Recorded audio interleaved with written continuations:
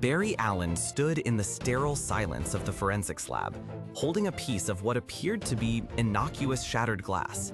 To the untrained eye, it was merely debris from a recent incident, destined for a filing cabinet. But to Barry, the glass fragment pulsed with a silent symphony of information. He saw the precise angle of impact, the microscopic fractures forming, not as a static image, but as a fleeting, multi-layered event that had occurred in less than an attosecond. He could almost discern the faint whisper of air displacement at the exact moment of its destruction, a resonance that lingered only for him. This isn't just incredible speed in action, it's a fundamental alteration of perception.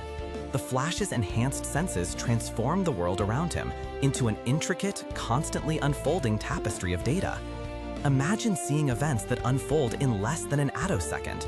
To put that into perspective, an attosecond is to a second what a second is to the age of the universe. For Barry, a dropped key doesn't just fall. He witnesses the subtle air currents shifting around it, the individual dust motes dancing in its wake, the precise nanometer-level deformations upon impact.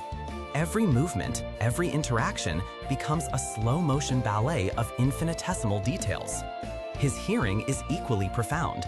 In a bustling city street where the cacophony of sirens, chatter, and engines would overwhelm anyone else, Barry can focus his auditory perception with astonishing precision.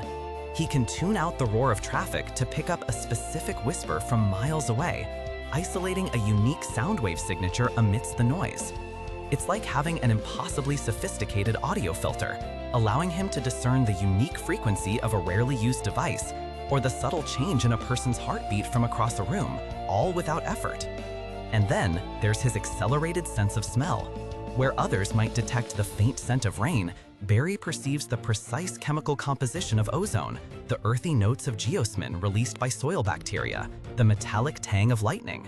A crime scene isn't just about visual clues, it's about the lingering scent of a specific type of gunpowder, the unique chemical signature of a rare solvent, or even the trace pheromones left by a specific individual hours after they've departed. This extraordinary sensory input, however, comes with an equally extraordinary challenge: sensory overload. To perceive so much, to be constantly bombarded by every vibration, every photon, every molecule, is a terrifying prospect. It requires immense mental control, a level of focus that is almost meditative, to filter and process this avalanche of information. Without it, Barry would be perpetually overwhelmed, lost in a storm of unprocessable data, unable to function.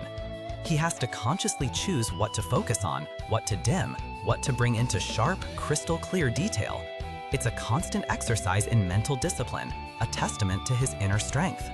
It is this finely honed control, coupled with his unparalleled perception, that transforms the Flash into an investigator beyond compare. To him, every crime scene is an open book, written in a language only he can fully comprehend. Consider a case where a jewel heist occurred, seemingly without a trace. Police find nothing, but Barry arrives. He doesn't just look at the shattered display case, he sees the microscopic remnants of a specific type of cutting lubricant, the faint vibrations in the air that denote the exact frequency of a silent alarm disabler, the unique airborne particulate matter from a high-speed grinding tool used to breach a vault. He can trace the path of a thief not by footprints, but by the barely there scent of their unique cologne, or the minute electrostatic charge left on a doorknob. He might walk into a seemingly empty abandoned warehouse, and to everyone else it's just dust and shadows. But to Barry, the story of what transpired there plays out in intricate detail. He sees the faint, barely visible heat signatures on the floor from where a heavy object was recently lifted, the imperceptible shimmer of lingering gases from a chemical reaction, the minute alterations in the air pressure from a rapid movement. He can pinpoint the precise location where a conversation took place hours ago by detecting the faintest echoes of sound waves resonating against the walls, reconstructed in his mind. The seemingly invisible becomes glaringly obvious. The inaudible screams clarity. Every detail, every clue, no matter how minute, becomes a bold declaration. He doesn't just solve crimes, he reads them. He deciphers the subtle language of physics, chemistry, and time itself. The Flash doesn't rely on conventional evidence alone because he is, in essence, a living, breathing, hypersensitive forensic laboratory. He perceives the past, present, and even the immediate future in the sense of highly probable trajectories and reactions with a clarity that defies human comprehension. The Flash's enhanced senses are more than just superpowers. They are a profound extension of consciousness, allowing him to perceive the very fabric of reality at an atomic level. It's a world humming with information, a symphony of existence that most of us are deaf and blind to. His greatest power isn't just his speed, but his ability to make sense of this overwhelming torrent, to filter the noise and find the signal, turning the world's most intricate mysteries into solvable puzzles.